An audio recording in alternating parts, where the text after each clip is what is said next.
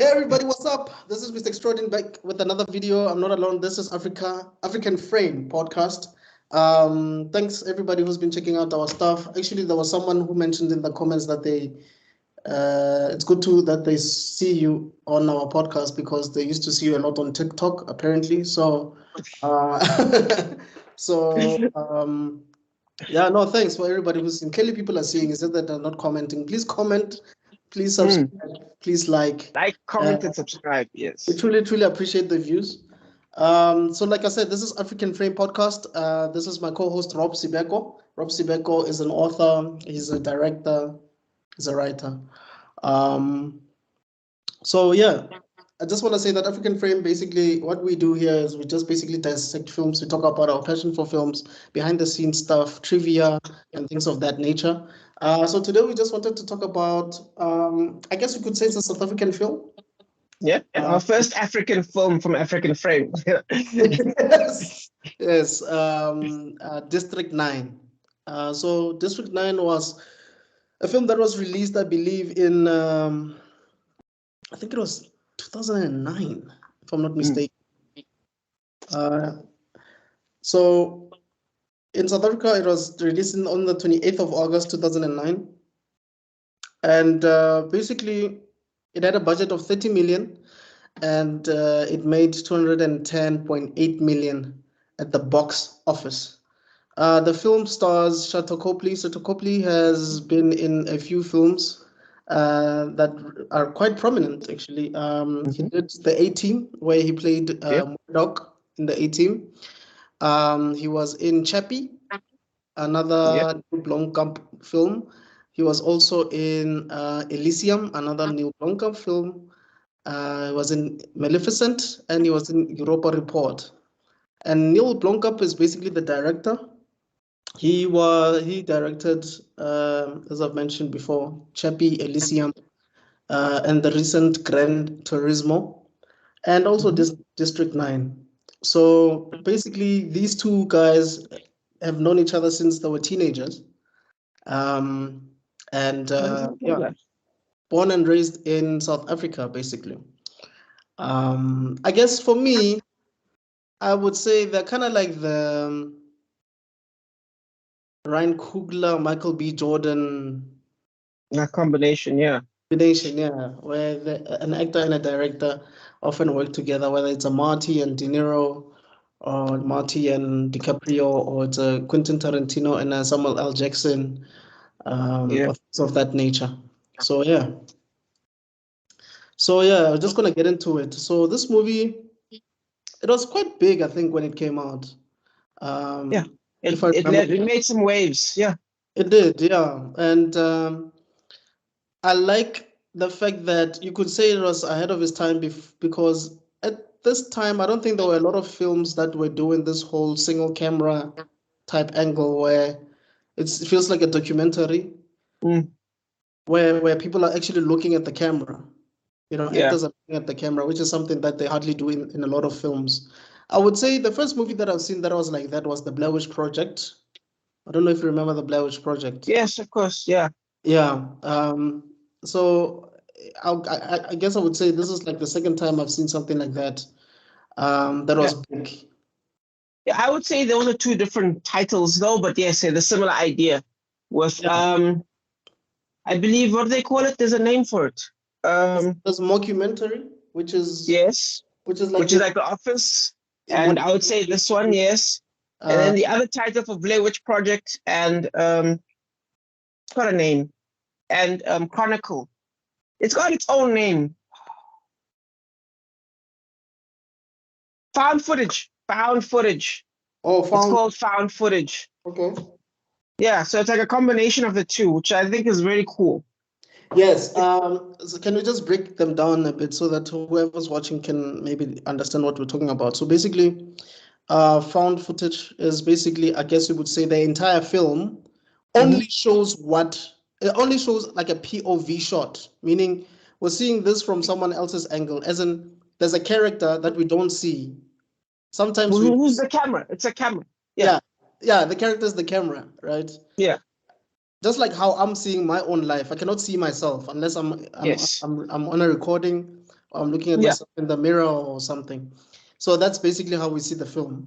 I like to think of it as a Siri point of view, how Siri sees the world. Because like basically. Chronicle probably did it the best in my, actually, no, I guess Blair Witch did it the most effectively, but Chronicle is probably one of my favorite ones to do it.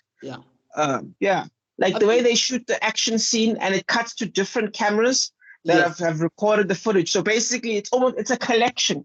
It's a compilation that they've turned into a story, basically. Someone collected these tapes and then watched all these tapes and then edited them together to make one. Exactly. I think also Project X does that, something like that. Yes, exactly. Well. That's a very good example. The VHS series, the horror movies called VHS, those ones are fantastic. But also, and they're very clever.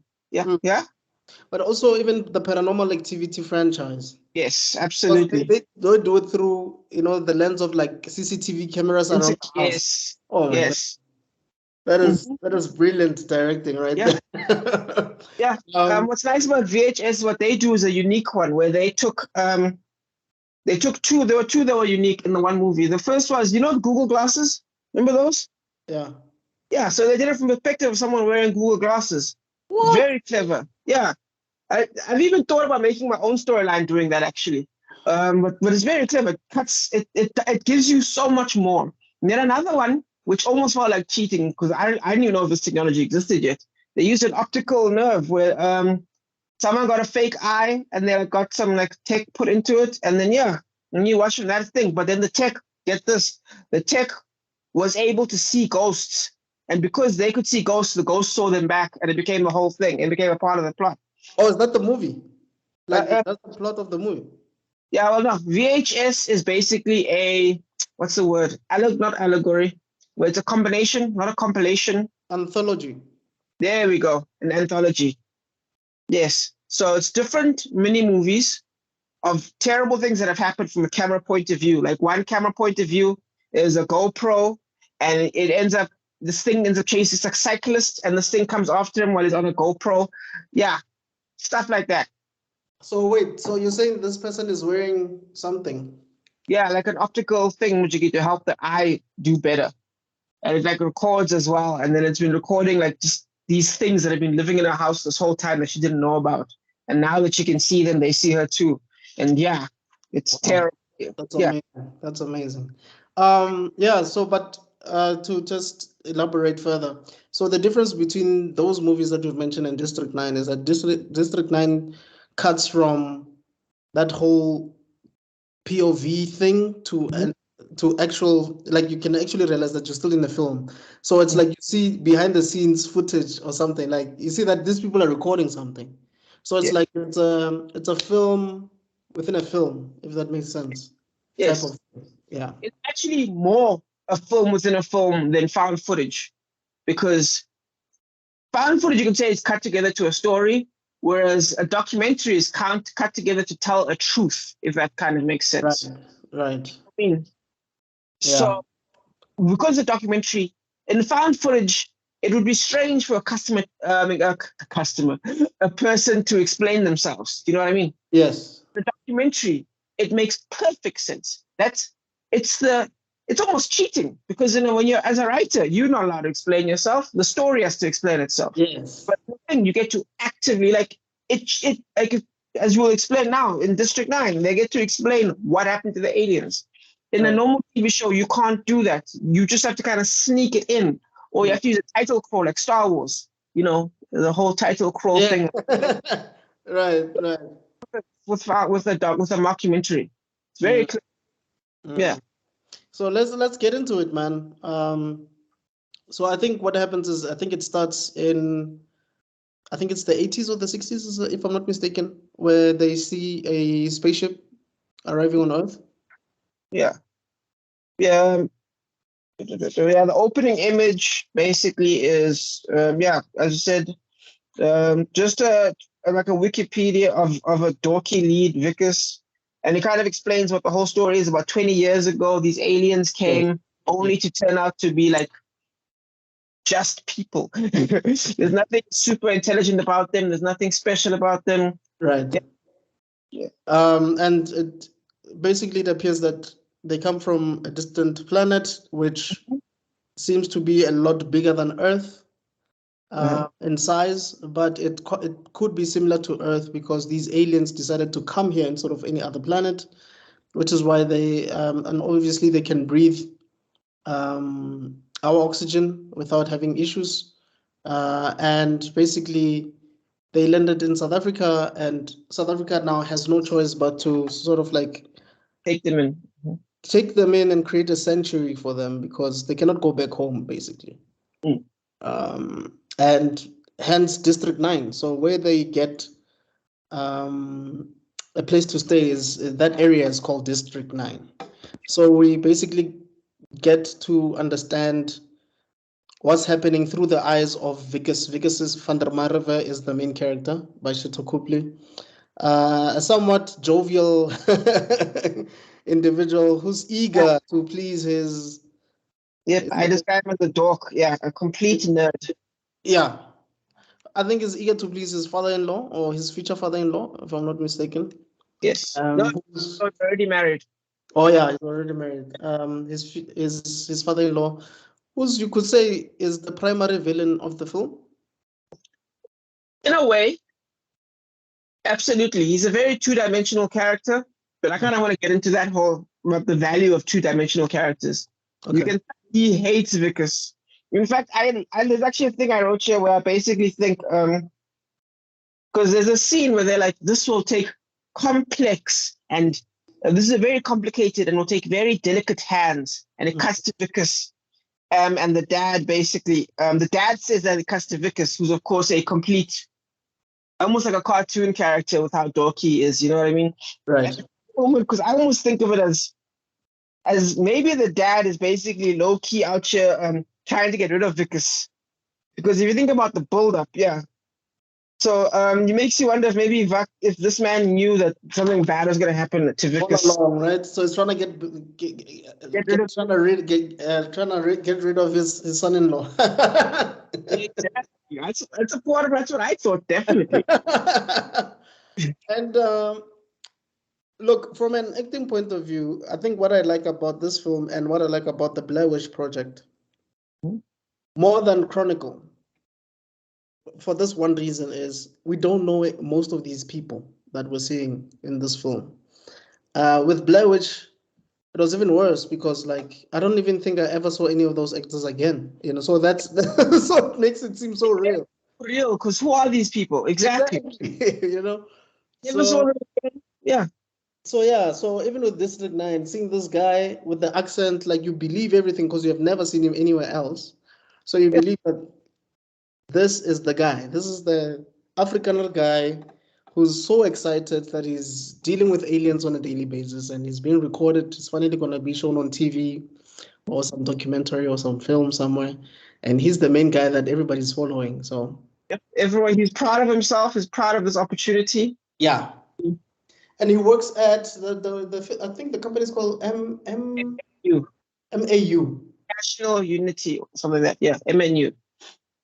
I also thought to give credit to Vickers as an actor because you see him in other things. You see him as the king. Sholto, yes, sorry. You see him as the king in Maleficent. You see him as the main, or let's just say the main bad guy in Elysium. Yes.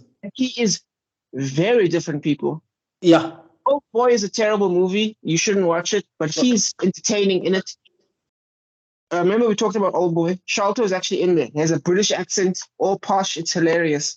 And it's even in Gringo, which I think is a horrible movie, but it's in there as well. Which one? Gringo? Gringo, yeah. Is that the one with Mr. Listeron? I don't know that movie. Yeah.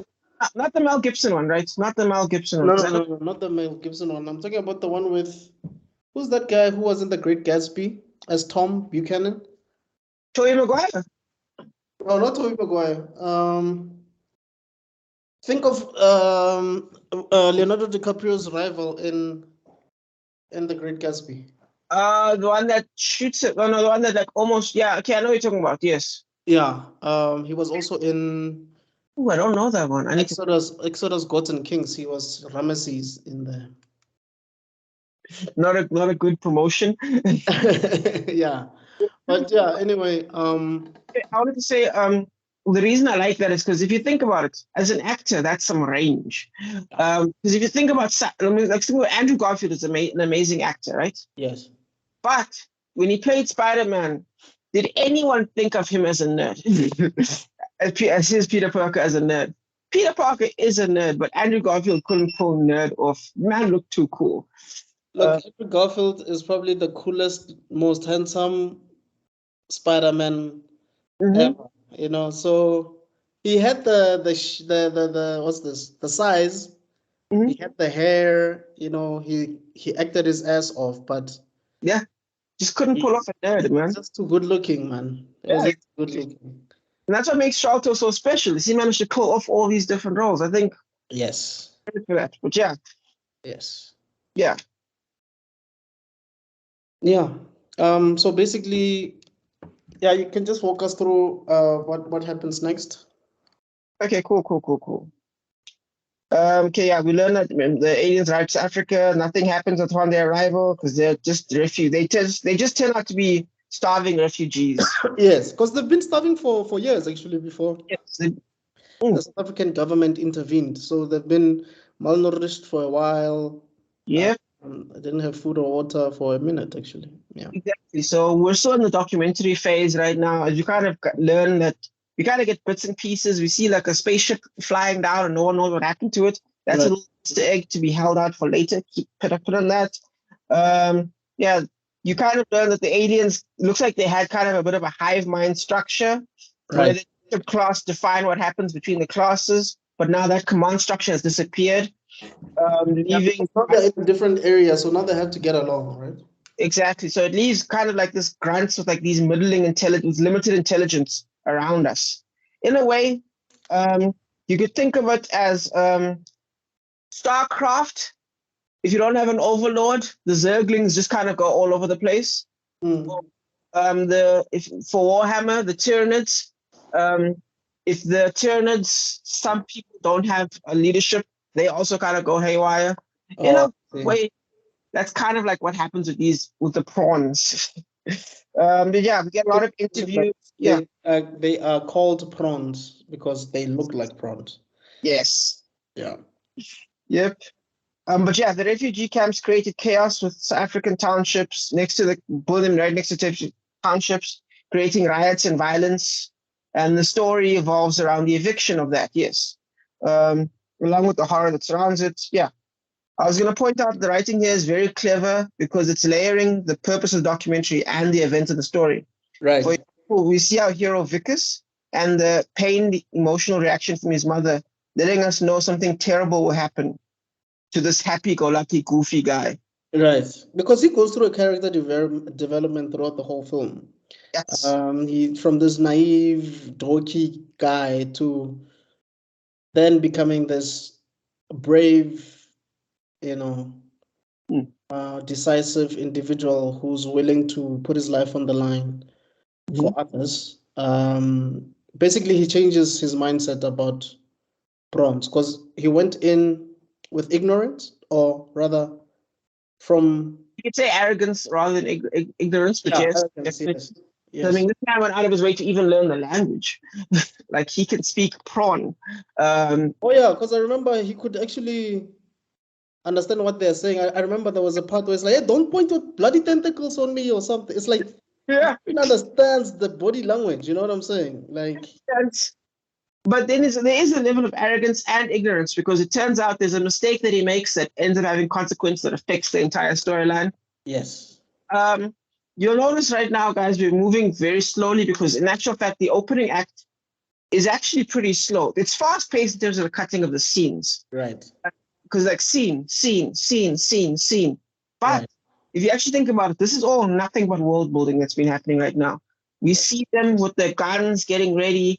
You see the aftermath of that one guy who's like, this is my first time on going into the lands, and next thing you see him in a prison uniform. You're like, what happened there? Yes. And also you meet I guess you could say like a task force that's on the ground. and one of the actors there is Kenneth Nkosi, Kenny Makenzo. So it was good to see that guy. Mm. Yeah, and you also get to meet someone who you could say is the second villain in the film. Big one, because he ends up being the final one, if you think about it. Right. He's the final one. He's like a soldier, that guy, right? Yes. Corbus is his name. Yeah. What's it? Brilliant actor. I just forgot the guy's name, but it's a brilliant job. Yeah. Yeah. Should we talk again? This is all about world building right now. We see a bunch of interviews. Yeah. We see them getting ready. Okay, this is actually extremely dangerous what they're about to do. There's a lot of build up. There's a lot of tension as they're about to get in. They're locked and loaded. Corbus basically, remember, Vic is trying to follow the rules of the system, but he's a stooge of the system. Right. Vicus. Right. And he's trying to follow the rules, and he sees one of Corbus's men holding extra bullets, and he's like, "Nah, that's against regulations and justice." Corbus goes at him, and then he runs away, kind of like a moment of cowardice from Vicus, which turns out to be relevant in the future. Yep. By the way, everything that's happening right now is world building, so I feel like it's important for us to point out the metaphors that are kind of happening right now. Sure. Because a lot of people make the mistake of thinking this is actually about racism. When in reality, what this is about is this mirrors the real life events covering the xenophobic attacks that happened in South Africa about a year or two before. Yes. It killed over 80 people, some of them being burned alive, along with the government's foolish attempt to make their own refugee camp with the same white tents. So it's very one-to-one, actually. It's actually kind of crazy how one-to-one. And he got away with it. Like a lot of people would be like, "Oof, this is too close, too soon." Someone was saying, one of my cousins was saying that, like even back then, like I'm talking about back then. Yeah. Like all this guy did is he just took footage, live footage about xenophobia and just plucked it into the movie. What he did was, instead of taking one-for-one live footage, what he did was he took one-for-one interviews. So there were interviews that they took, right? So you see some of those interviews they're talking about there, where some of the township people are talking about the problem with the prawns. Yes. Those are real things that were said about illegal immigrants at the time. Right. So, yeah, it was very one-for-one. So did he have to redo those scenes, like with people talking? Because I remember, I mean, you see some hobo guy saying, these aliens, they took my children, and I think one of them was saying, I mean, look, if it was people from another country, that would have been fine, but these people are from another planet. Yeah, I agree, but obviously they slightly reword it. But yeah, a lot of those, like they actually showed us footage of like that chubby woman who was complaining. Yeah, there was like a similar chubby woman who was complaining, and it was basically the exact same words. It was crazy. So you could say it's sort of a parody, satirical sort of commentary. Oh, absolutely. With a sci-fi twist. Yes, but I think what he did was he made the twist strong. So what was because at some point the world building ends and the story starts. Yes, but the world building is like a whole act, basically. First act is basically the world building. Absolutely right. A lot of exposition, but he didn't do it. He didn't do it in a way that would be boring, where it's just a narrator. No. He uses Vickers as a narrative tool for us to actually get introduced to this world and the rules and whatever happens. And the documentary forces Vickers, who is probably the most knowledgeable about all the aliens, actually explain himself. Right. It's a nice reversal, actually, because normally what will happen, like in a story like Harry Potter, Harry Potter knows nothing, so things are explained to him. Yes. But in the documentary, we know nothing, so things are explained to us. Right. But because in a documentary cage, we don't notice that. Yes. We just accept it. Right. It's a very good tool. It's a very, very clever. Look, this movie seems like it was. I could be wrong. I don't know how long it took them to develop this, but it seems like it's something that took years to develop. Yeah. Because the level of detail in this film is outstanding. Yes. So you can tell that this must have taken a while. Yeah, and it took them a lot of good effort. I think it's still one of his best movies because of how much effort. Like I feel like for a lot of us, sometimes as writers, when we haven't blown up yet, we'll sometimes get a little bit too cocky. So we'll be like, you know what, this first book will not gonna put my best foot forwards. And then what ends up happening is no one reads the first book because your best foot wasn't forwards. Do you know what I mean? You're like, don't worry, guys, the second book will have everything. So then no one reads the first book. When in reality, you have to put up all your knowledge, all your skills, go straight to that first one. And I think that's what he did here. I think he threw everything in the kitchen sink. Yeah. I'll probably explain more later about the techniques that he's using. Right. Again, the scenes are short. There's a lot of movement. And that momentum, plus the build-up, plus the giveaways that something terrible happened in the future, something terrible is about to happen, plus them arming up, it's about to go down. It's a lot, and it's like, yeah, that's true. And also, I think even directors talk about the same thing, that when you make a film, don't say, I'll leave this for the second film. Go all out with all the ideas that you possibly have in this film so that it becomes what it's supposed to be. And if there is a second film, treat that film as if it's its own film, you know? Yeah. I mean, unless if you have rare cases like The Godfather, because I think The Godfather was supposed to be 2 films in one. Yeah. But then obviously they chopped it up. But I was watching just before we spoke now about who's this guy? Peter Jackson. Because I think he was even involved. I think he probably produced this. That's his 30 million. Yes, it's his 30 million that basically. He was talking about how he shot the 3 Lord of the Rings films at the same time. Yes. Which is something that's unheard of. And again, yeah. Because and the effort, dude, there's a 3-hour documentary on it that I watched the other day. Yo. I didn't even know they were filming till basically the last month when the film was being released. Like they were still doing reshoots. Okay, guys, we need to get this shot in. We need to explain this a little bit more. For The Return of the King. Yeah. Like, I really don't know how they did that, because what I'm asking myself is, when the film was released, when the actors supposed to like promote these films? Yeah, they were. And they had to. But then they have to quickly come back. And they don't go back to New Zealand. They go to a parking lot. What? And they put a tree there, and then you quickly do a zoom in shot, and then you sneak in some dialogue there, and then let me put it like this: it would take a really good eye to notice it, but yeah, they'll stick in some dialogue and be like, okay, cool. Now, Legolas, you've got to say XYZ, which is a thing that happens to everyone. I don't care how good a writer you are. You think your actors said the right thing at the right time. Sometimes they don't. So you'll realize something I'm even dealing with right now as a director myself is, here's a script. It sounds good. All the key points are there, but then the actor will say the words in such a way that the key point doesn't hit. I get you. Yeah, so now I must bring them back. Like, instead of saying,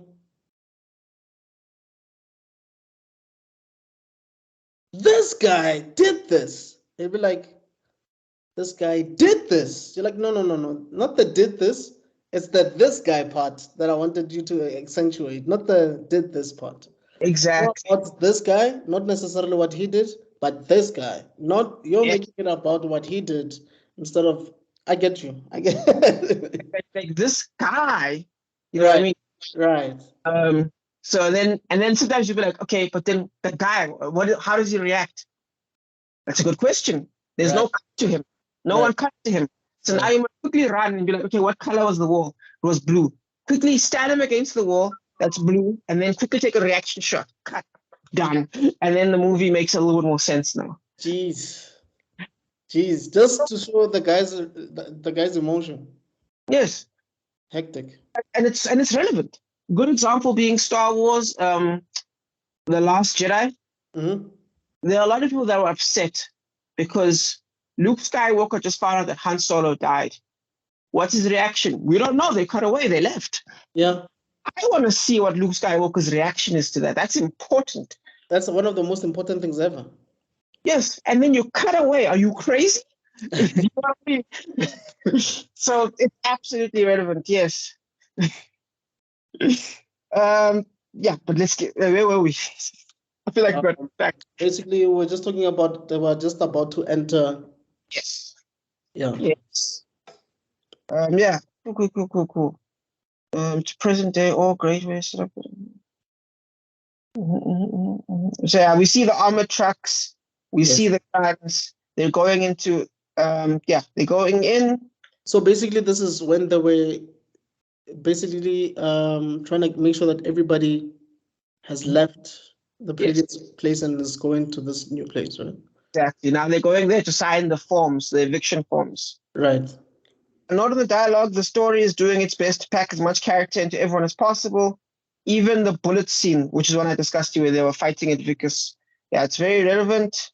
Where it makes Vicus run, it does a great job of showing how Vicus deals with confrontation, and deals with it by running away from it. But he is in the front lines, sent by his father. And you could say this is when we get introduced to Chris. Yes. Who I guess you could say is the secondary main character. He's a father. Yes. Yes, the alien point of view. Yes, carry on. Yeah. Yeah, so basically we start seeing things from the alien's point of view. Yeah. We don't speak Prawn, but because of his interaction with Vickers and also reading the subtitles, we get an idea of his story. Yes. Yeah, because I think he had a friend. Yes. I just don't remember what happened with the friend, but I remember. You kind of get to see how messed up, how psychotic Gorbus is. He gets killed by Gorbus. Yeah. And also it's very relevant that it took 20 minutes for all of this to happen. By the way, it's about 22 minutes when you actually meet Chris Johnson. Right. You only get to the alien point of view after 20 minutes because, again, as we've discussed, it is all about, because let me see if I can explain it here. Speaking of 20 minutes, which is something I hope we will discuss. I would like us to do the Avengers film where you only meet Tony Stark in like 25 minutes later. Yeah, we have to, because that is when it comes to the whole Thanos point of view. I love that. We need to discuss that, definitely. Yeah, the alien point of view after setting up the world building so we can live inside. We spend so much time setting up the world building because now we need to live inside this world now. Yes, and understanding what it's about. Yeah, exactly, because otherwise it would make less sense. Not enough of the world would make sense. We wouldn't get the build up of why this one character, Chris Johnson, is important. Right. And he's not only leadership, but he might actually be the smartest alien in the entire planet. Out of context, if you do it out of context, like you do that scene earlier without all that world building, the scene has no power. Right. When we meet our first intelligent alien. Because remember, while all this case happening, they've already done that one scene where the alien kicks the guy's arm off. And there's that massive blood spray. By the way, gorier movie than I remember. Yeah. Right. Movie that I remember. Right. Yeah, we get characters important. That's not only leadership that he might be thrown in out of context. Yeah, we don't get why the humans are coming, why they are so oblivious to the aliens' plans without the context of the 20 minutes of world building. The world building was vital, and the time versus interest was bought with that crazy buildup of those quick scenes, of the sharp dialogue. Now we meet our two leads 20 minutes in. And the story, as we know it, can start. Like, this is actually when the story starts, if you actually think about it. Right. Yeah. So that was the prologue of sorts. Yeah, consider it as a massive prologue, because that's what it is. If you think, what's a good example of a prologue? When was the last? What can you think of? Finland Saga. Ah, damn it! No, you got me there. Something else. I mean, you could say a lot of trilogies, you could say the first film is essentially a prologue because, like, I'll give an example. The first Matrix film, before Neo eats I want to see where this is going. the blue pill, Yeah. we're basically trying to figure out what the hell is happening here. Because we know him as a hacker, and we know that he's being chased by people, but we don't know for what reason. But it's. I would have said the Trinity fight is a prologue. I would definitely say because you could say the Neo part is in context to Neo as a straight line, but Trinity, where she fights the agents, that lets you know, okay, this is what. Beginning. Yeah, you know what I mean? Like it's almost right. Where she has the yeah. And it's like, your men are already dead. Yes. Yes. Well, some of my favorite lines in movies there. Don't give me that Juris my addiction crap. Right. Yeah, but yeah, like, to me that's a prologue where like that little piece there, it's isolated. You could technically live without it. Right. But it lets you know everything about it. You know what I mean? Like, oh yeah, that's true. That's true actually. Yes, that's true. Like again, with the whole thing, you could technically live without a lot of before they get into the area. You could live with a lot of that, but you need it. You know what I mean? Yeah. But yeah, where was I? Yeah, okay, yeah. Anyway, the story starts with our inciting citizens incident. And the incident is basically because looking at some alien tech and not really understanding what it is, I think, and making it clear that he doesn't trust these aliens. And I think, let's just say he presses the wrong button, and I guess you could say that's where the first true conflict comes in, where this thing sprays on his face. And I think like you start seeing a side of him that you haven't seen throughout the entire film, because all along he was just happy, basically smiling for the camera, trying to be a good guy and whatever. But after this moment, you're like, yo, okay. Yeah, now the story, things kick off. But funny moment that you mentioned the whole being a good guy. If you actually think about it, especially now that we talked about the Matrix, because I think that's an important one. When it comes to the Matrix in V for Vendetta, there's like that authoritarian power, right? Right. You know what I mean? Like this. Normally it'll be faceless, like the agents. Or the company. Exactly. And there's in Heroes or in Prison Break, they just used to be this thing called the company. Yeah. Exactly. And Vickers is the company. He's the face of the company. If you think about it, Vickers is being the bad guy. He technically manipulates Chris Johnson into forcing him to try to sign that thing. Right. By taking his son or something, right? He's out here blackmailing these people, threatens the guy's kid. This man, while smiling, is basically a terror. He's almost Umbridge. You know what I mean? It's a big smile. If you think of Chris's perspective, Victus is a monster. and we really don't really care that much for the prawns because we identify with the human, right? Yes. And I guess that's why, if you were to look into history, usually sometimes because you cannot relate to a certain group of people that are going through something, whether it's foreigners or women as a man, as the other, they treat it as the other, or men as a woman, or a human seeing animals being slaughtered, to be eaten.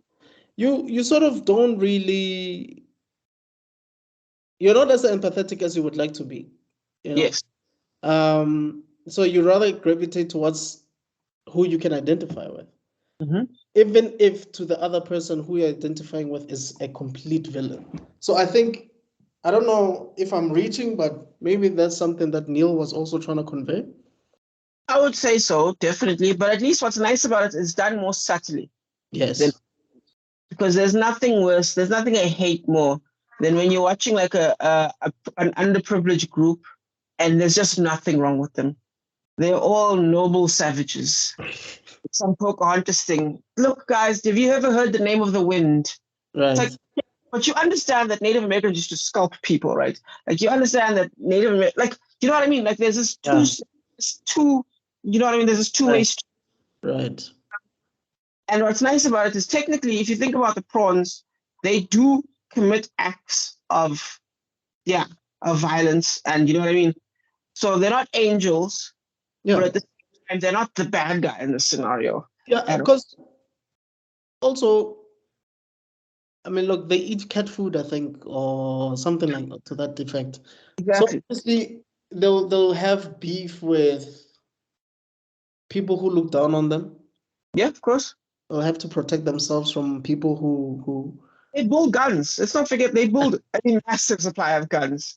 Like these guns are ready to fetch for anyone. You know who's building them, and they also and they are highly capable of violence. But the point is that they're not like this noble savage of some great being. No, they're something else. They're still people, if you know what I mean. Yes. That's nice. I like that about them. Yeah. But yeah, as you're talking about, Thingamajiggy attacks Christopher Johnson. Well, not directly, but like when it tries to threaten Christopher Johnson, and we see Christopher Johnson have a painful reaction before about his friend dying. So we really get to humanize him a little bit more. And we see how smart he is as he tries to basically argue that what they're doing is illegal to Christopher Johnson. And then Vickers has to try and, manipulate him with his kid, even though even though this man has followed all the rules, which I thought was really cool.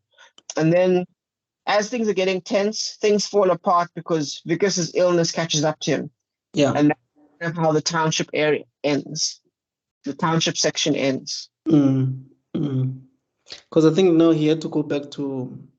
Yeah, because that's when the vomiting and then kind of gets intense. Right. I pass out. I think because he's vomiting. I think he does pass out. That's why they take him home. Well, they don't take him home, but they take him back, and he wants food. Something like his nails or something like that. I don't remember. Basically, it starts with him. I think he gets dizzy, so he taps out, and they take him home. Well, they take him on the thingamajiggy. He sees a shop. He goes to buy some food. Blood comes down his nose. It drips onto his food, and he's like, and everyone's like, "Holy shit!" But he's like, "No, it's fine." So he goes to the office, and then that's when the nails start coming off. That's when that happens, and then the body horror starts to happen. Yes, that's when you really get to see the body horror. They've been peeling the nails off, and then we cut to CJ. I call him CJ. Chris Johnson. Yeah, exactly. Who's looking for the MacGuffin, the spray that Vickers took. Again, I kind of go into the whole. The scene is short and efficient. The funny thing about these short, efficient scenes is that they're expensive. When it comes to filming, they cost just as much as a long, efficient scene, inefficient scene. So many people will try to avoid these kinds of scenes, or have them do multiple things at the same time, or try to reuse the scenes. Like they technically do reuse the place where Vickers buys the food. You see him again later on there to try and like steal food. So they'll try and do that. But having many talk adds an element of adventure and momentum. There's movement to a scene by going from new place to new place. So that's always good directing advice. Are you talking about like shooting a scene at a specific location? And then moving to another location, and then moving to another location. Like, for example, Star Wars will always have at least 3 to 5 locations. No, 5 locations. Episode, yes. Yeah, per movie, yeah. Otherwise, it won't feel like an adventure. Yes. So you need to move. But that has a consequence. So it's good, it gives you momentum, but it's not always worth it. You know what I mean?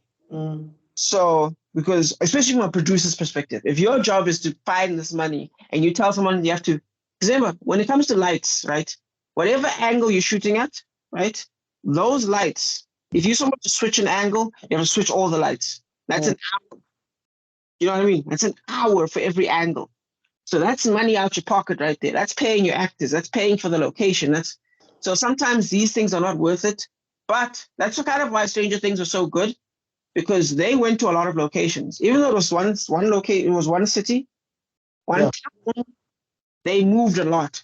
And the directors talk about this. That cost them money. They said that was expensive, but in order to get the momentum to feel movement in Stranger Things, they felt it was worth it. Right. Yeah. That's why one of the reasons why season 1 of Stranger Things is so good. So how do they cut costs then in such a situation? reusing it. So like again with the Vickers thing where he goes to the restaurant to get the food and then the blood comes out. One in the season, in the show, in the episode, in the movie, you see him go back to the same location, right? And then to like try and steal food when his hand is messed up, to like try and steal food because he's starving. So what a lot of people do is they'll use that location. You'll shoot in one day. So you come at 8 o'clock in the morning, 6 o'clock in the morning, you shoot the eating scene. Cool. Still, now it's 10 or 12 o'clock. You've been shooting for hours. Then the rest of the time is the second scene. So what they'll do is they'll try to maybe shoot 5 scenes in one location. Okay. Pa, pa, pa, pa, pa. Right. And then you get done in one day. Or maybe in 2 days. Because maybe they'll give you a discount if you don't have to leave. You can leave your equipment there, come shoot the next day. You know what I mean? Saves money. So that's how you save money, by reusing. So that's why like a movie like Buried with what's Deadpool's name again? Ryan Reynolds, yes. Where he's shot in the hole in the ground. That must have been so cheap. I think the only money was just paying the actor. You know what I mean? I need to watch it. I haven't watched Buried. What is it about? Basically, Ryan Reynolds wakes up with a torch and a cell phone, and he's buried alive. And it's just 2 hours of him trying to get out of there. Oh shit! Yeah, it's intense. Because it turns out that he's actually one of those, like, you get like in Iraq and Iran, you get like those oil fields. They'll be run, some of them will be run like by like American companies. Well, there'll be Americans who are working to make sure that the oil field works, you know what I mean, or refining it. So then, yeah, he's one of those people, and he gets kidnapped. Yeah, he's like a truck driver, I believe. Yeah, he gets kidnapped, and the whole story flows from there. Reservoir Dogs, one location. So the movie only costs like 400 million. 400. I wouldn't say. Oh, by location, you mean like the area? Yes. Yes. One factory with no need for extras. So only 400,000. That's like what, the third act, right? For the third act, because I think Reservoir Dogs, you would say maybe it's 5 locations in throughout the whole movie. Oh, let's see. It's the restaurant, because it starts at the restaurant when they talk about tipping and whatever.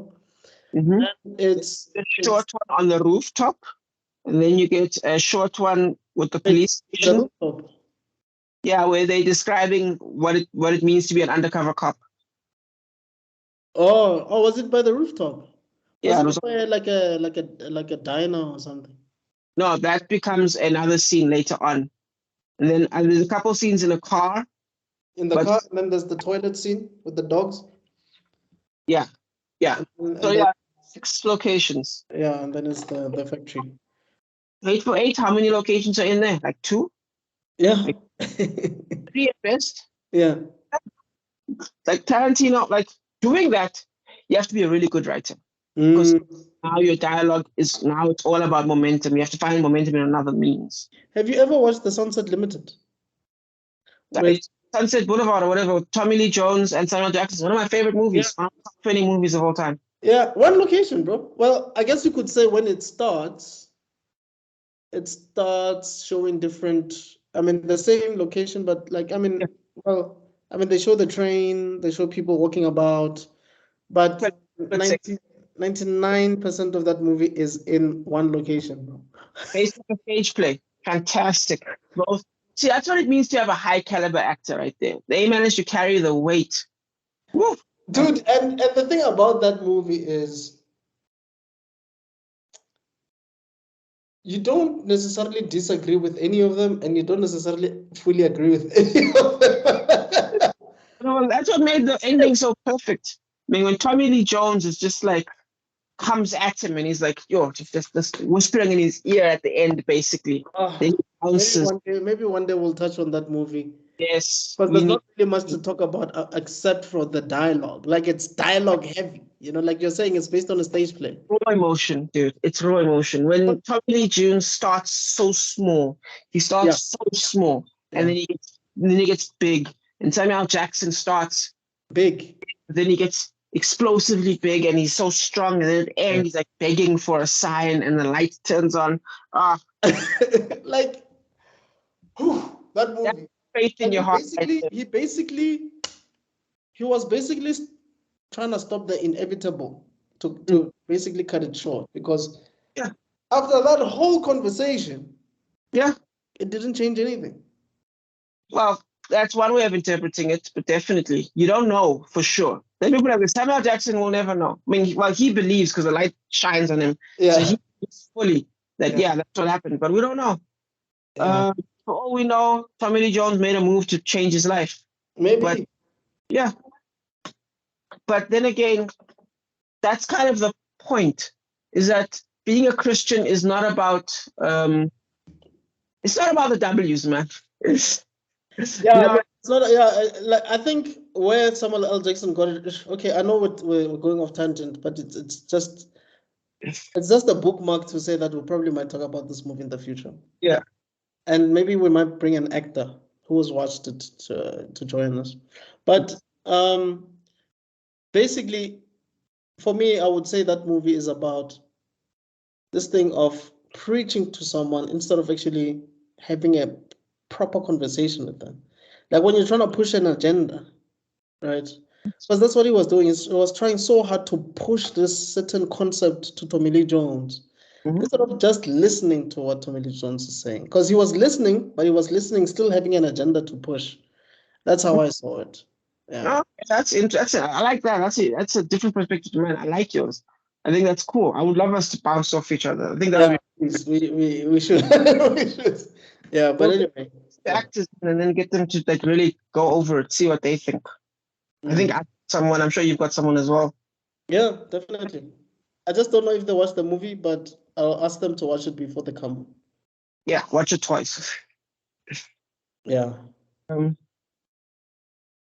Cool. Anyway, back to the story. So it goes so it gets us efficiently to the party scene. There's a great power to tropes, in that using tropes is truly the most efficient way of saying a lot while using very few words. Right. And this is very clever because we get the disapproving dad-in-law giving the son a chance, the stunning wife who is clearly marrying below her weight class, loving that simple mom and dad who don't even understand the promotion but love their baby. Without realizing it, we kind of get a full backstory in like 1 minute of who Vickers is. Meanwhile, Vickers is falling apart. By now, So we get introduced to.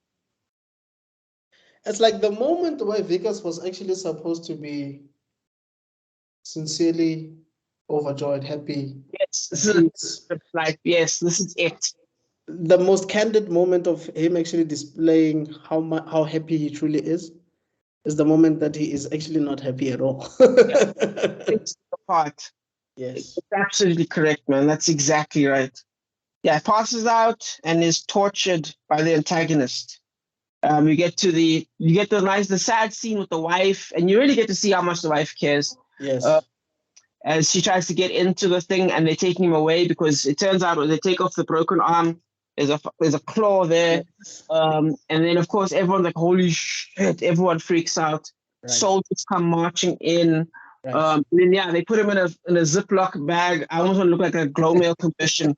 They just put the thing in it, and then he gets save it for 2 days longer. That's what it looked like. It was crazy. And I guess you could say it also shows how quickly wheels can change. I mean, he was from a privileged point of view where he was calling the shots. He was sure of himself, to becoming.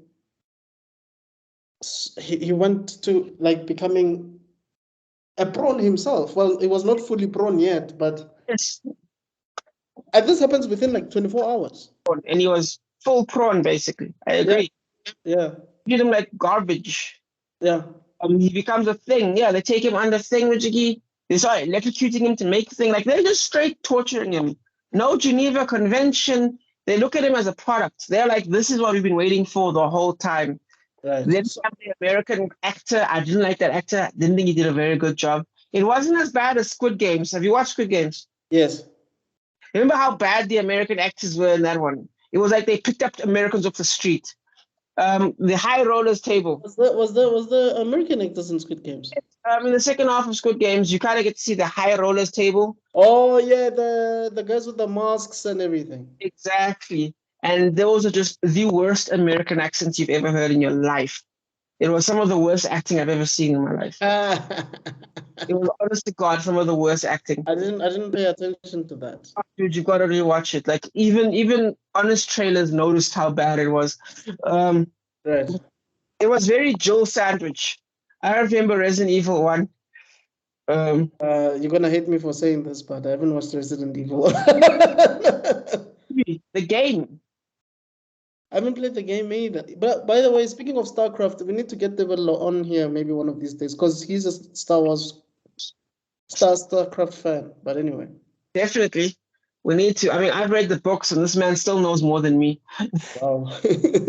By the way, the Geneva Convention, I just because you and I often use a lot of jargon, so I just for someone who doesn't know what the Geneva Convention is, can you just quickly? That's overcomplicated. Basically, after World War II in Geneva, Sweden, right? Decided to make a bunch of laws. Some of the head countries in the world started to make a bunch of laws, like, you know, how to treat hostages, what it is to have a legal war and an illegal war. Because it was basically anything went, especially for the First World War, with mustard gas, and like, you know what I mean, and torturing people. And then don't forget the Japanese, basically, the Japanese with the Long March. I don't know if you guys have ever heard of that. Basically, what happened was Japanese soldiers fought against Americans, and they kind of won a battle, and the Americans surrendered, but they didn't understand why the Americans were surrendering because they didn't expect so many people to surrender. So what happened was they marched the American soldiers to a prison camp, and a third of those Americans died. Yeah. So like things like that. And they basically try to set up laws that now the rest of the world has to follow, basically. So when you were saying that with regards to this movie, what did you mean? Like as in for how to treat prisoners of war and hostages. So Vickers being forced to, like, them experimenting on him, them preparing to chop him up into little pieces, them use the guns to kill first a pig, then another prawn. That stuff is, you can't do that. Right. Funny enough, another part of the Geneva Convention, it was a funny video. I don't know if you ever saw it, but it talked about how Among Us, the game, breaks the Geneva Convention. And the reason being, see the Red Cross? Yeah. You're not allowed to use that at all. It is only designed specifically for one purpose, and that is when in war to show that you are not a combatant. Yes. So, you're whatever. You're in medicine. You're a medical. Yes. You're a combatant. No one's allowed to shoot at you. Right. So you're not allowed to undermine the value of that symbol by any way. So ironically, so things like that can also break the Geneva Convention. It's a lot of there. Moving on. Yeah, back to the story.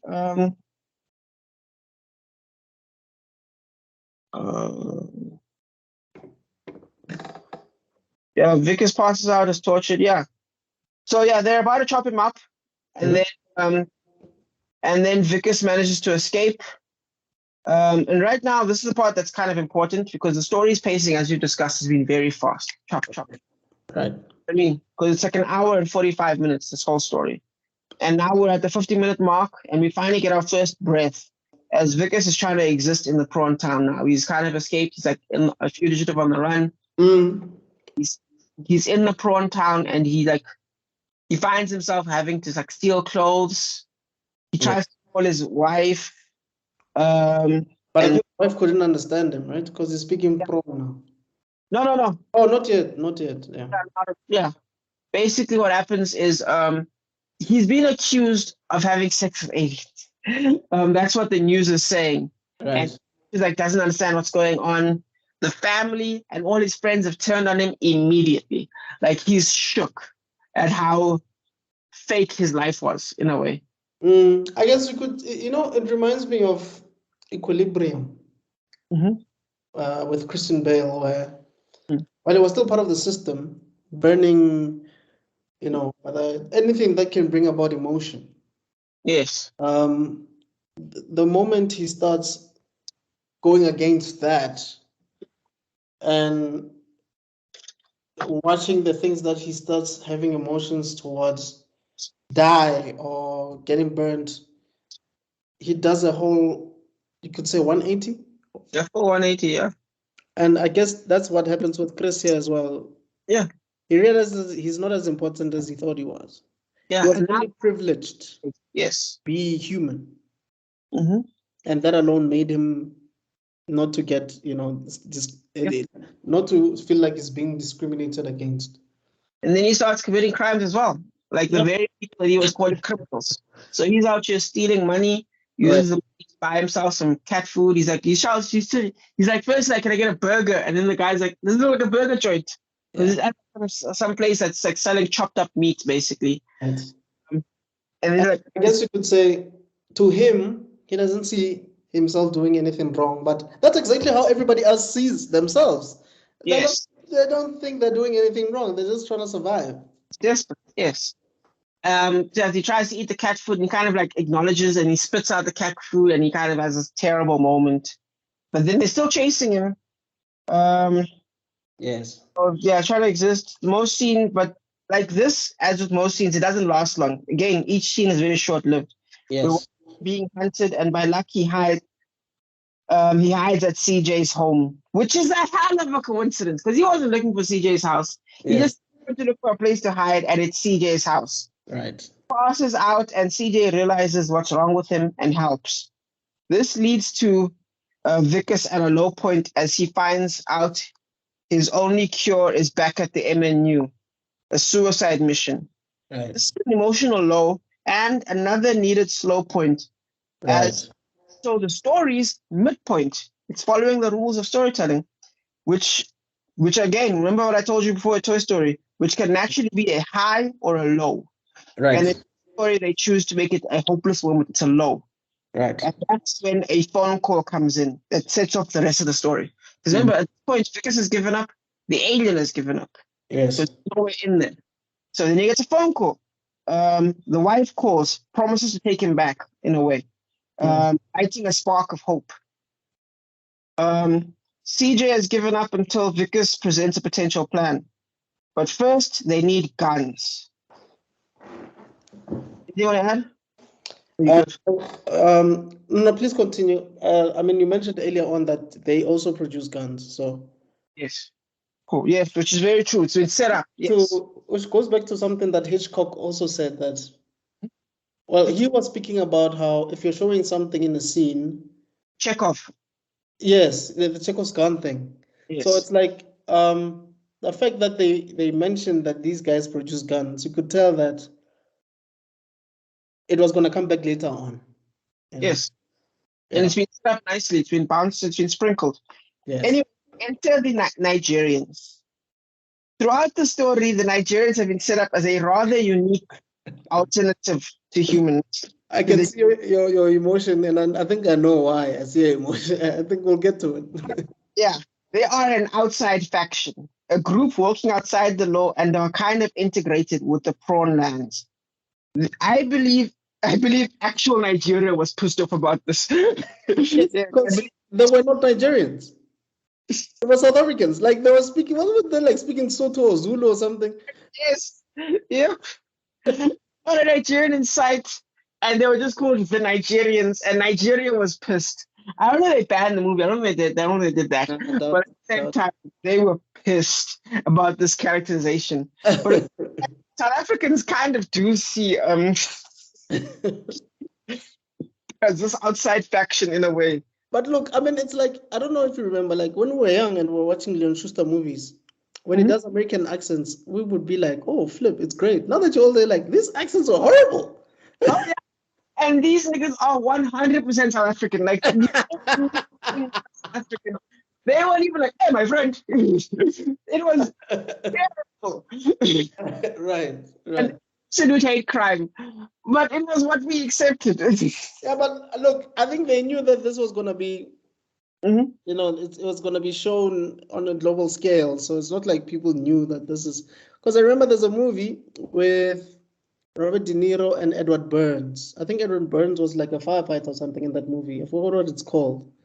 And the show is seen with Charlize Theron in there, right? So De Niro was a cop. Edward Burns, I think, was a firefighter or something like that. I forgot what he was. So there's a scene where I think Charlize Theron was supposed to be French or something like that. But she speaks Afrikaans. Like these ladies are speaking Afrikaans. But they're not. Went on. The characters are not Afrikaans, bro. They're not Afrikaners. I'm like, what? That's so crazy.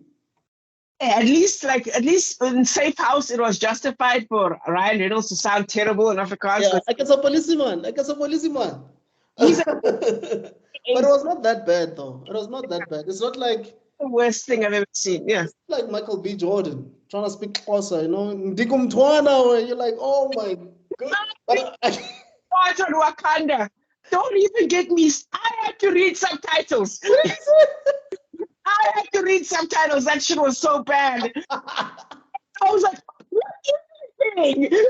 I could hear him, but it was horrible. Like, I can't even speak Xhosa, bro. But the way he was saying it, I was like, hell no, dog. I can, dude. And I was like, there's a scene where what's his name? Freeman? Something Freeman.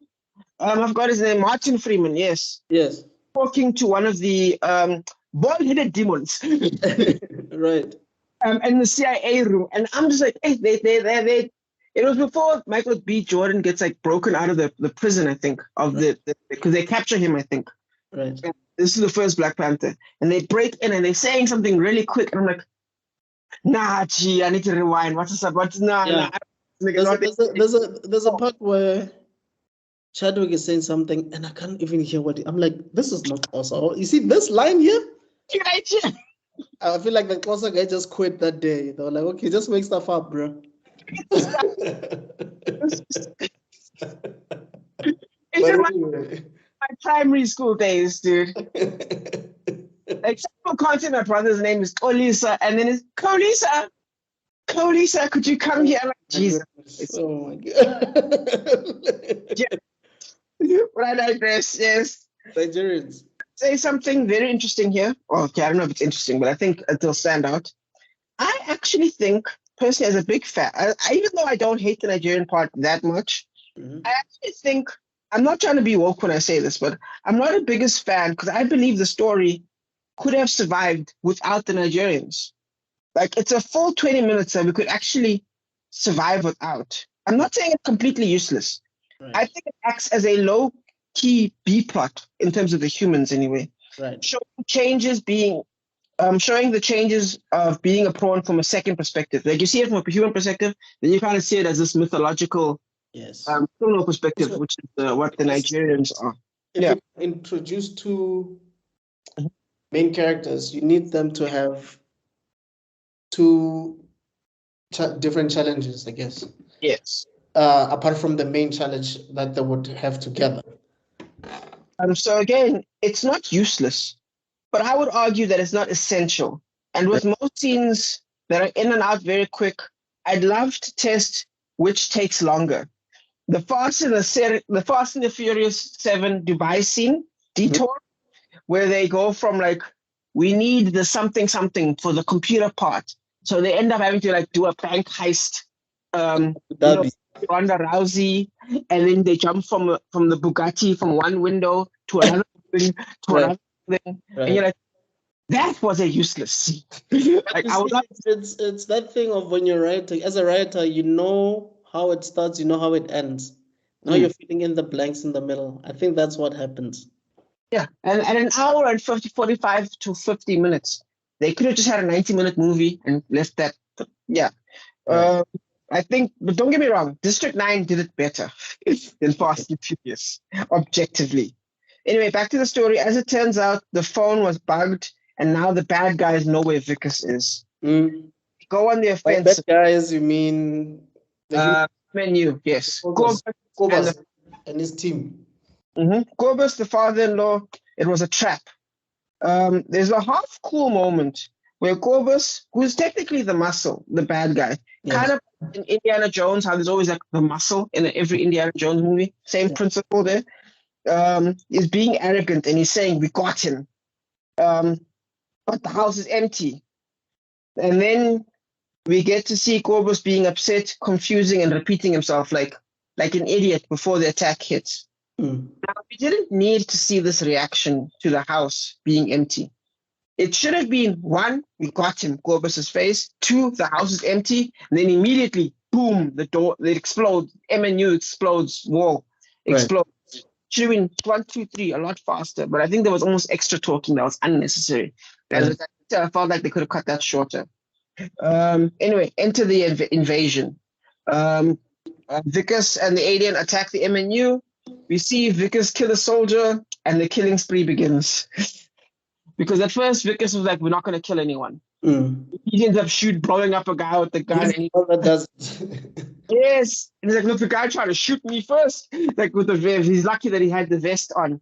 So, So, we get to see, we get to see the goods. They get the spray bottle, right? But then we cut to CJ, who's frozen. Right. He's seeing the alien bodies that have been experimented on, and that changes his world, rocks his world. Like, for some reason, despite all the gangster shit he's seen with the human beings, this situation rocks his world. It messes him up to the point where he doesn't want to move. And it takes him being reminded of his son to get him moving again. Yes. This actually fundamentally changes the story now. Because in the beginning, the goals were aligned, right? And this is ironically, this is where I think Game of Thrones used to be so good, right? Because everyone had their own goal. Everyone had a mission. Yes. Just have a mission. You know what I mean? Everyone has Daenerys had her own mission. Yes. Jon Snow had his own mission. Yes. All the Freys had their own mission. Even small characters had their own mission. Yeah. Freys had their own mission. Well, Tyrion not a small character, but mission. Yeah. And then because the Walder Frey's mission aligned better with the Lannisters, because the Stark's mission, Robb Stark's mission, ended up undermining, going against the Walder Freys, Frey. And because of that, the Lannisters like, we'll let your mission come true. It turns things against him. Do you know what I mean? We basically had the Red Wedding because of it. Exactly. Right. And that's actually one of the reasons why I kind of hate. I agree, it is objectively a good show, but I hate it. And that's House of the Dragon, because it's not Game of Thrones. If you think about it, does everyone have their own mission? I would argue no. Everyone has their own mission. And then because of that, no one is scraping against each other. Do you know what I mean? With consequences. No one is like. Obviously, what's his face? The Blondes. What are they called again? Targaryens. The other ones. Sorry.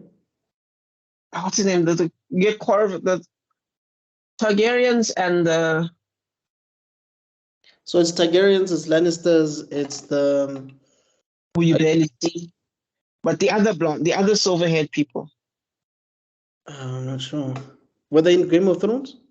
Yeah, no. Remember, they'd been wiped out. They said wiped out. The House of the Dragon. Yeah. What was the Unsullied again? The black people. The Unsullied are not in the House of the Thingamajig. Those Grey Wolves people, right? They've got a name, but anyway, it doesn't matter. I'm sure one of our friends will yell at us. But the point is, the main guy there, he has his own mission. Everyone's kind of got their own mission, but not enough people have their own mission to the point where they scrape against each other. And because of that, are they the Valerians? Valerians. Valerians, okay. Yes. So Thingamajigi, they have their mission, which gets settled by so and so, but then it's settled. And it's like, okay, but then it's not how. Like, no one fully meets each other's missions in the original first 4 seasons of Game of Thrones. So they scrape against each other. And in Thingamajigi, they kind of don't. And that's why, to me, in my opinion, it's not as good as Game of Thrones season 1 to 4. Objectively, there are good scenes, good moments, but it's not as good. And there's no consequences and punishments in the OG season was. So yeah, that's why I like this so much. That's why I like over here. Because when you see their missions change, now there's new drama coming in. To the point where, so instead of now the new mission for CJ is, instead of heading to the ship to help Vicus, he's going to need every drop of fuel to leave and come back quickly. Right. 3 years. Which means Vicus will only get help in 3 years. Vicus actually cannot accept that. That is not his mission. The only reason, because remember, when this mission started, he said this can't happen. It's a suicide mission. It's not a suicide mission anymore. Right. You know, that's how motivated Vicus was. Now this man's saying you're gonna have to wait 3 years. At that point, you'll be full prawn. Your wife's gonna forget you. Right. The mission is over at that point. So he attacks 3 years for? Sir? 3 years for? To get to the home planet, CJ's home planet, and come back with reinforcements. Wasn't it 10 years? Nah, it's 3. Oh, I thought it was 10 years. Okay. It's specifically. I think it's because my friend and I used to joke about this so many times that I think we exaggerated. We're like, dude, first of all, that guy is not coming back. And second of all, it might not even be 3, it might be 10. But anyway, because I remember because it was like 3 years. But that's if he has all the fuel. So I think it would be a slower mission without the fuel and a longer mission with the fuel. Right. Because remember, it's all about speed. So maybe you're right. Maybe I missed the line. But otherwise, I know for a fact that with the fuel, without helping Vicus, it's 3 years. So yeah, and he even says one of the last lines is, "I promise 3 years." So yeah, Vicus naturally can't accept that. He attacks CJ and tries to fly the ship away. But that's okay. This is where I start complaining. But yeah, only to be run away, only to be shot down. But that's what I wish happened. But really, in reality, there's a bunch of bullshit squeezed in there. Right. There's a moment where Corbus is threatening CJ, right? And there's a cool line where he says, "I can't believe I get paid to do this." That's when you kind of see how much of a psycho Corbus is, right? But this man keeps talking for like another 5 lines. He's just talking. So if you cut 90% of all the dialogue and just have him threatening him and you have him bursting out of the thing, because the only reason CJ survives is because Vicus bursts out of the ground with the spaceship, and that keeps CJ alive, right? Right. They just cut all that talking out and you just leave that. Better movie. We also get a scene of the Nigerian leader who's like staring at everyone going, and then he's like, "Go get him," sends his boys after he gets shut down, which is stupid because in the earlier scene with the Nigerians, right, we get a scene of, "I'm coming for you, I'm coming for you," you know what I mean? So that alone, okay, we'll understand if suddenly the Nigerians show up and kidnap him. Right. You know what I mean? Which is what happens. Like the Nigerians show up and they kidnap Vicus. I automatically understood that. You would have automatically understood that. Cut that extra fat off. You know what I mean? Yeah. It's really a 152-minute movie. Cut the fat. But yeah. This leads to some unnecessary scenes that were added in the 3rd act. Yes. Okay. That stuff could have been cut down. Yes. Exactly.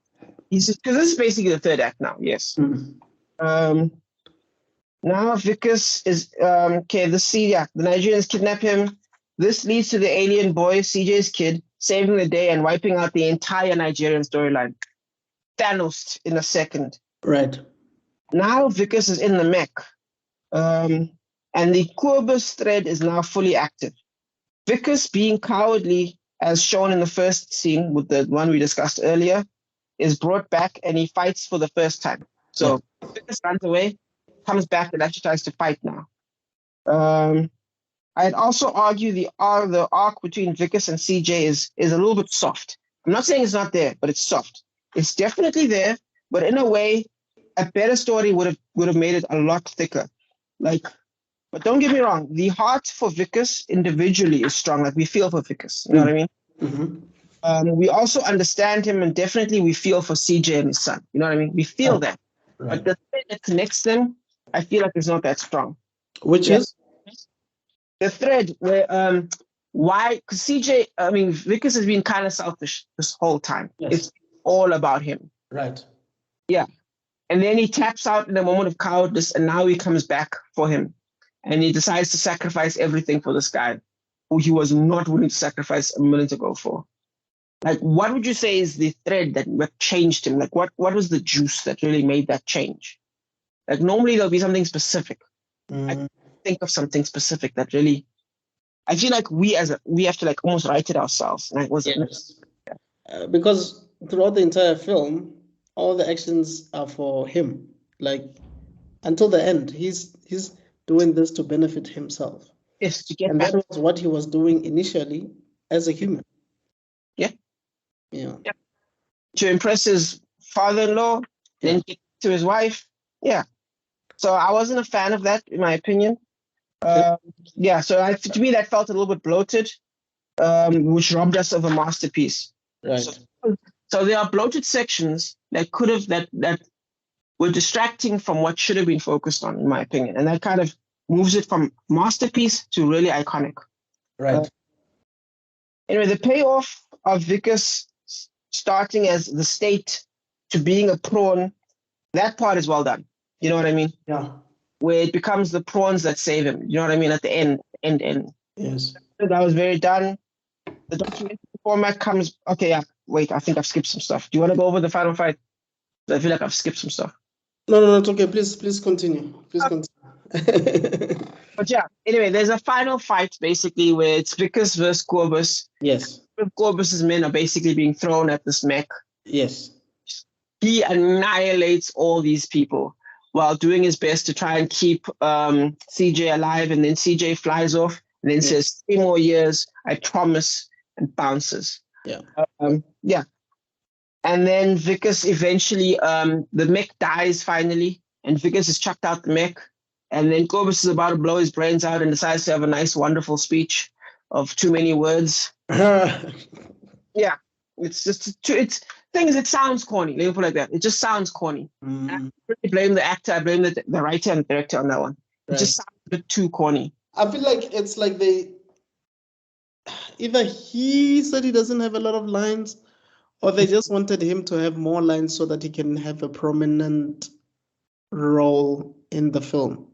Yes. And he could have still had that without saying a lot. Yes. A good example, actually, I just thought of this now. A good example being the first Avatar movie. Remember Jake Sully and the general? They're both fighting each other, right? Right. Jake Sully's like at the general, and the general's like, just look at you, man. You know what I mean? Yeah. And it's disgusted. And that's what it says. He doesn't break into a monologue by Shakespeare. Yes, in 1940s. No, he just understand what he's saying, basically. Exactly. That's all that was needed. Right. So that should have been cut down. But check it. The payoff because state, and then the prawns come in and they basically literally rip Corbus apart. Like they pop this man's head off. And they rip him to shreds because they're protecting one of their own now, and that their own is Vickers, which is a big twist. Well, for Vickers anyway. So the documentary format comes back with speculation as to what it all means. Right. And we find then the final image is of an alien Vickers making a flower for as he ponders his wife. Didn't they write something? There was like an explanation of something, right? That is still for Chris or something. They basically talk about how now all the aliens have been successfully moved from District 9 to District 10. And then he still thinks about his wife, and then that's pretty much the end. Yeah, we don't know what happens next. Thoughts? I actually want to make a note of something. Okay. Value of 2-dimensional characters with the wife. I think the wife is, I love my adorable little Vicky. You know what I mean? Yeah. And she stays 1-dimensional the whole time. Right. But you don't need more from her. That's all you need. That's all you needed, yeah. All you needed. The father-in-law is a piece of garbage. That's all you needed. Corbus is a psychopath. Right. This is kind of funny, actually. I want to say that's all you needed, but ironically, the same actor, not the same actor, but like Shalto, doing basically the same role as Corbus, but in Elysium, does such a good job that I'm almost disappointed in the Corbus actor now, because the same thing was done better in another movie by the actor that was victimized. Have you thought? Yes, you could say that maybe Neil improved on his writing before. Maybe he saw that later on and decided, let me go against what I did before. That's actually a good point. Yeah, maybe. Because it came out in 20. When did it come out again? No idea.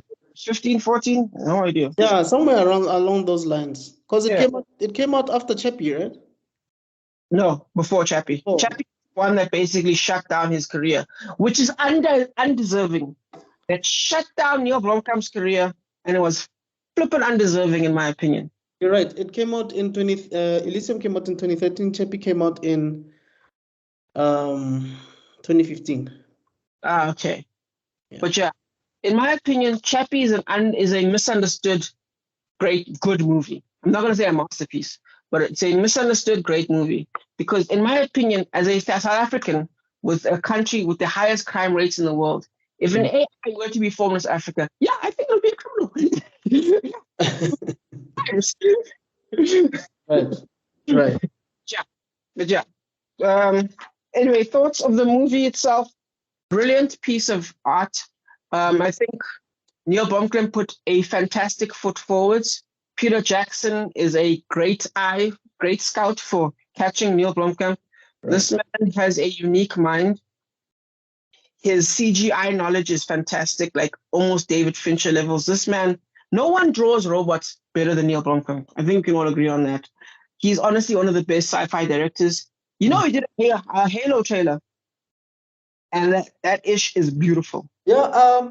Apparently, he did some animated work for a few projects, actually. Yeah, he's got a company called Oats Films. Yeah, like Jungle Oats, yes.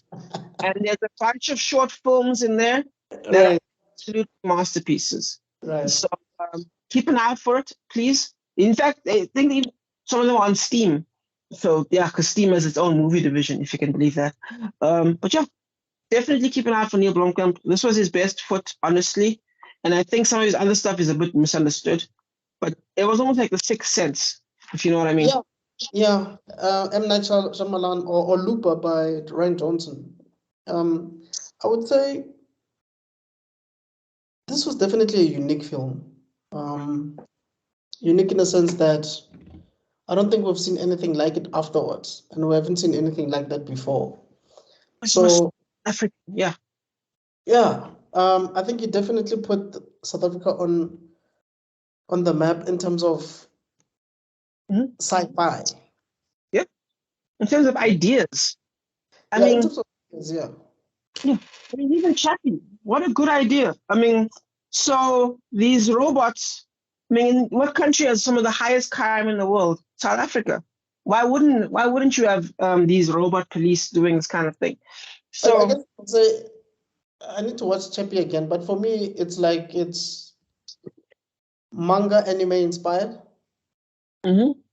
Because if you watched something called not Bubblegum Princess, Appleseed. Yes. Masumani Shiro, it has that. Yeah. Yeah, that feel to it. Yeah. But the idea of them using AI in that direction, let me put it like this. The direction that it went in, because I remember there was this YouTube channel called Schmoes Know, the professional review people. And they were disappointed in Chappie because they didn't like its ideas. Schmoes what? Schmoes Knows. They're like review people. Kind of like Christian Harloff and those guys. Is it Christian Harloff and those guys? Yes, I think you're right. Yes. Yeah. Yes. They hated Chappie. Like for them, the only thing they could relate to was a small image of He-Man, which is funny because last time I checked, there was no He-Man in South Africa. The closest thing we got was KTV Conan the Barbarian. That was it. Why was it even He-Man there? Right. That's like a little sample for the Americans. But otherwise, so to me, Neil Blomkamp is very South African. He does South Africa right from at least I would say a Afrikaans perspective. If you know what I mean. Yeah. I guess you could say he shows the world what South Africa actually is, as opposed to what they think it is. Yeah. As opposed, because what I think they think of it is Tutsi. Like that's when you think South Africa, you think Tutsi. Or Sarafina. Yes. Yeah. And meanwhile, a thing about the xenophobic attacks to Africa, which were fairly unique to the world. How unique, how brilliant. Right. They are African stories that you can tell in a straightforward way without having to involve, let me say, the South African ideas, without having to involve racism, without having to involve crime, that can actually stand out as completely unique. Because this is, again, Brandon Sanderson says, even if you think your story is not unique, it probably is. It probably is very unique. If you make it close to you, it'll be unique. Who said this? Brandon Sanderson is like an author I've mentioned like 7 times throughout our whole thing. Brandon Sanderson is one of my favorite authors. But yeah, that's my whole thing. Yeah, that it's unique to you, and this guy did unique to him, and I think he presented some brand new ideas. I've heard rumors that there's a sequel coming. I don't know how true that is. I think if Gran Turismo was successful, and it seems like it was, I think there won't be one. To me, it feels like desperation if there is a sequel. Right. Because, I mean, when was the last time you saw Sholto doing anything? When was the last, before Gran Turismo, what was Thingamajiggy doing? So, I think if there is one, I'm going to be like, oh, crap, these guys are desperate. Doesn't mean it'll be bad. But it does mean that they were like, we're running out of stuff. Yeah, I agree. Out of 10? Oh, yes, it's time. Okay. I'm going to give it an 8. I feel like I'm going to say 8.5, but now that I've actually gone over my own notes, I think it's an 8. I think I might give it a 7, actually. Oof. Because of what you just said about the third act, actually. Like, I didn't even think about that until you mentioned it. And also, I think I don't think it will age well 10 years from now. Because, I mean, nobody's talking about it. When was the last time you heard people talk about this? True. So I think it didn't age. Conceptually, this was supposed to, like you were saying, like you kept saying as we were going about that, this would have been a movie that was going to be iconic. Where it puts South Africa on the map. It basically allows Hollywood to just say, you know what, guys, we believe in you guys so much. We're going to start pumping in a lot of cash. I mean, something similar was done with Leon Schuster after this first Mr. Bones movie. They gave him so much money. For the second one, yeah. Disney, yeah. So I would say that maybe it's that fat that needed to be chopped off that could have made it a lot better than it was. Yeah. It's not a bad movie by any stretch of the imagination, but I feel like it could have been better. I still think one of the best African movies to exist, definitely. Yeah, definitely.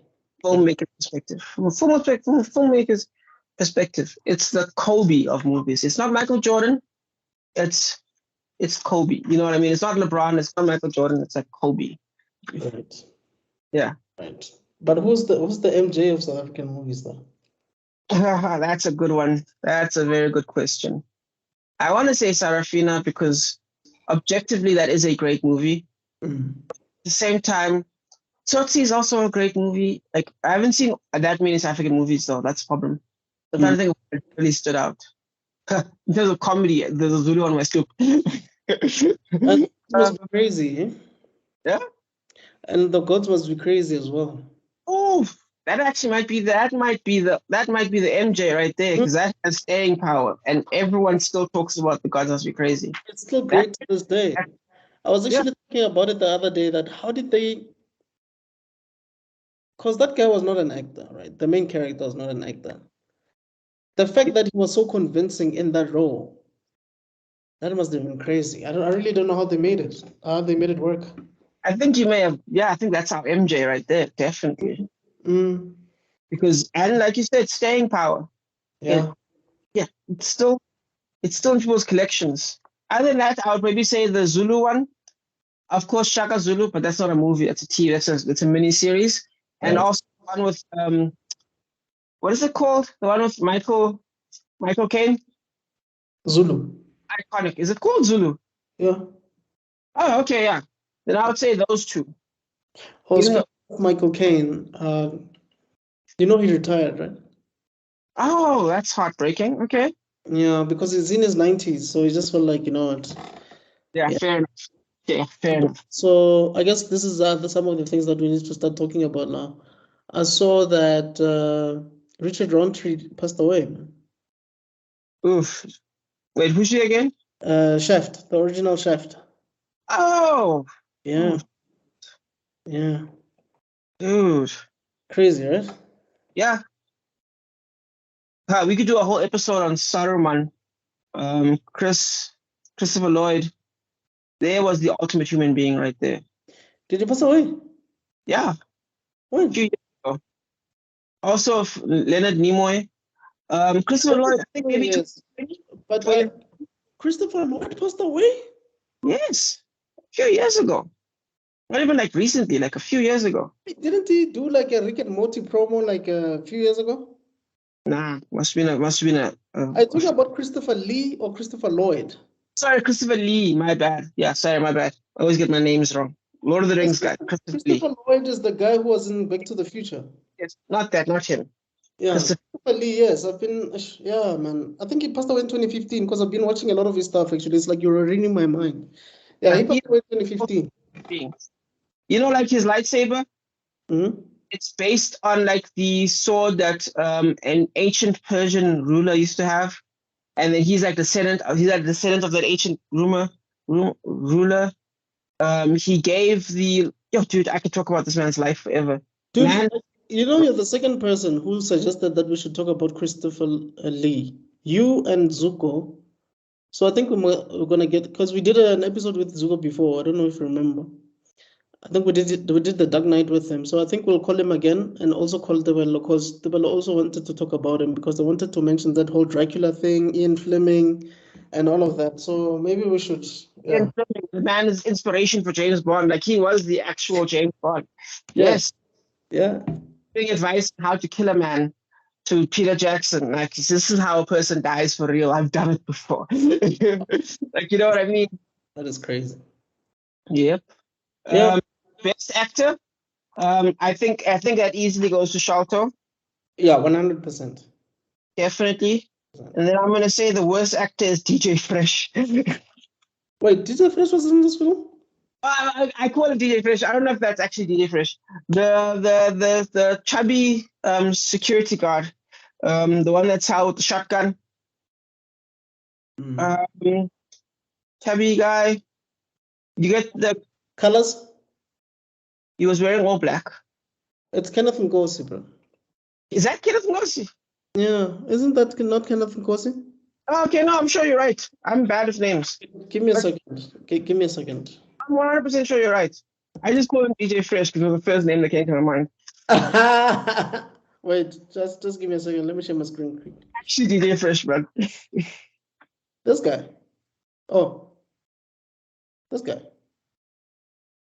Yes. Kenneth Ngozi, yes. That whole thing that he was doing of, should I shoot him? Should I shoot him? Like, I hated it so much. I hated it so much. I was like, you are holding my people back, bro. Like, and it was actually insulting, funny enough. yeah, well, he did a much better job. Yeah. Yeah. And then I would say, again, Corbus, I would say it's not his fault. I mean, he was hamming it up, which is great. Right. But again, I thought they let him talk too much.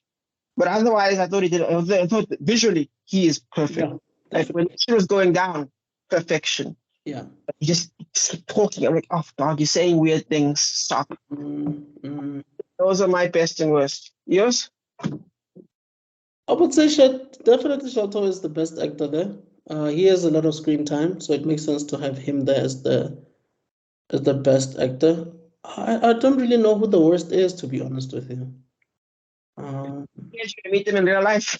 I don't think anybody was really that horrible, you know. And maybe it's because I'm biased to it. Horrible is a strong word. Horrible is a strong word. I like to think of it as everyone's good at it, but who stood out as the best? Yeah, no, Shelto stood out. Yes. When I say stood out, I don't mean that anyone is incompetent. You know what I mean? I've never thought of worst actor as incompetent, as in for just who could have done better. You know what I mean? I get you. Yeah. I get you. Underacting or overacting type of situation. Yeah. Could have done better. Okay, no, I'm with you on that one. So that's basically it, right? Yeah, that's the whole movie. All right, guys, thank you so much for watching. Let us know your thoughts on the film. As you can see, Rob went all in here. I don't know if there's any stone that we left unturned. I don't think so as well. But yeah, this is the first actually African film that we've covered on African Frame. District 9, you know, he gives it an 8 out of 10. I give it a 7 out of 10. It's still a good film. I think it's rewatchable. Especially considering that the main topic, which is xenophobia, is still rampant to this day, especially in our country. So not much has changed in that regard. But hopefully there will be some change going forward. We don't know, maybe the next generation. But yeah, ultimately, this is what's this? District 9. Next week we're gonna be covering something else. And yeah, we'll see you guys on the next one. Yeah, great shout out. I just want to show it out. Also, check out my book. I'm going to be publishing a new book. End of December. So keep an eye out for that, please. Yeah, if you like action adventure, urban fantasy, then yeah, keep an eye out for that. Dope. Awesome, guys. All right. This is Mr. Extraordin and Rob Sibeko. We'll see you on the next one. Cheers. Cheers. Ah.